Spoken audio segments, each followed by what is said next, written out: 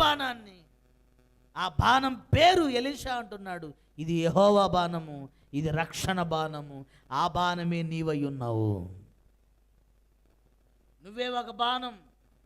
నీవు, నా దేవుడు నిన్ను సాతాను మీద వదులుతాడు, నీ తాకిడికి వాడు పారిపోవును గాక.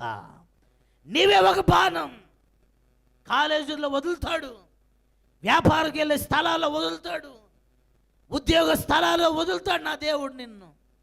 నీవేం చేయ తెలిసిన, ఆ బాణం అనే నీలో ఉన్న అభిషేకాన్ని బట్టి నీ చుట్టూ ఉన్న అపవిత్ర కార్యాలన్నీ కూడా లయమైపోవునుగాక, లయమైపోవునుగాక, కాలిపోవునుగాక, పారిపోవునుగాక, దూరమైపోవునుగాక, నీవు వెరజిల్లదువుగాక.